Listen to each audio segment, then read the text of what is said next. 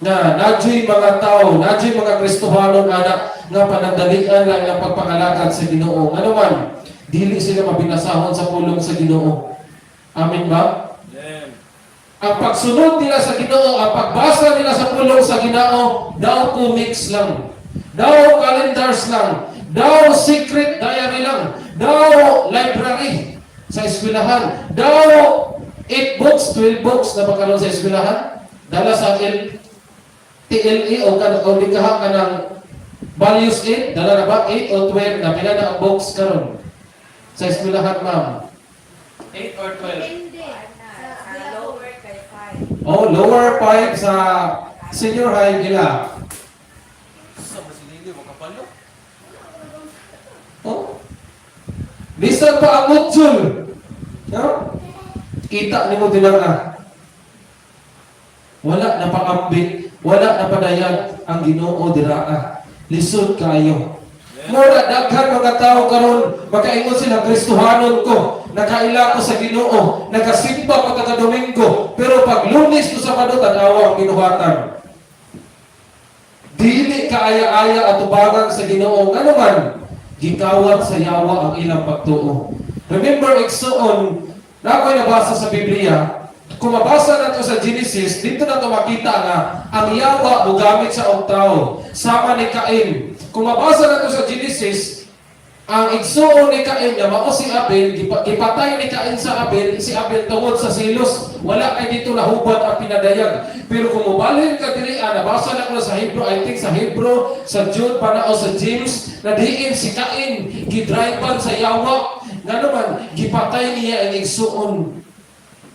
Dito makaingon ka mga, dili na dahil sa silos na, kay tungod sa paghalad na karnero, paghalad sa prutas, dili dawaton sa Ginoo, mo na niabot dito sa kinatapusan sa New Testament, gipatay ni Cain, kay tungod, gidrivean sa daotang unahuna, napatay niya ang igsuon.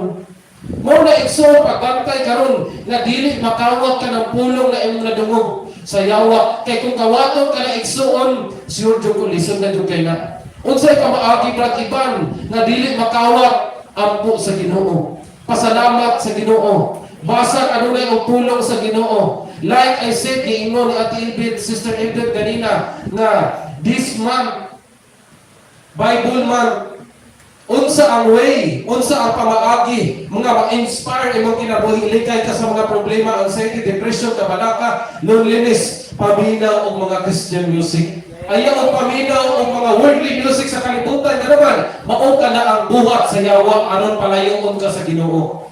Remember, igsoon, in James 2 verse 19, ingon sa dito nga, ikaw, nagatuo nga, adunay usa ka Dios, ikaw nagabuhat og maayo, ang yawa usab nagtuo og nagkuro. Mao na. No? Nakay usa ka pagtuo. Sumala pa ni Apostol Pablo. Nakay usa ka pagtuo nga gikan sa Ginoo. Nakay isa ka bautismo, pero ang tao karon makita nato na nakay diri sa church na bautismohan na. Mubalhin sa lain church about man bautismohan na pug lain. No? Pila ba ka bautismo igsuon aron pasundon ka sa Ginoo. Bisan pag ikaw 100 mo bautismohan ang tao, basta dili ka na mga lagad sa Ginoo, dili jud na siya gusto. Pero kung iya jud ka gustuhan nga mga lagad sa Ginoo, iya jud ka ng desisyon. Amen. Muna igsuon kung muatras na diri atong basahon din para maklaro jud nato nga ang yawa dili mo gamit na kay og tawo. Mo gamit po sa bersikulo, mo gamit po sa gahom o labaw sa tanan, mo gamit po sa gamhanan ng anang idimon pusis ka ba? Ato mabasa diri. Diri para maklaro. Atras ka diri gamay sa isa ka chapter in Matthew chapter 12 verse 43. Dila makita no? Matthew chapter 12 verse 43. Ningon sa dito sa tema pa lang ang pagbalik sa daotang espiritu.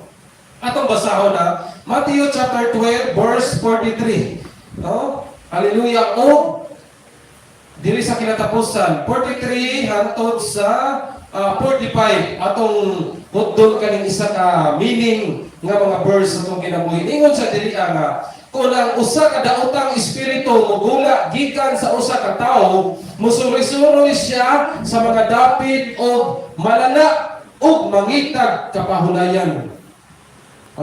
Kung ang tao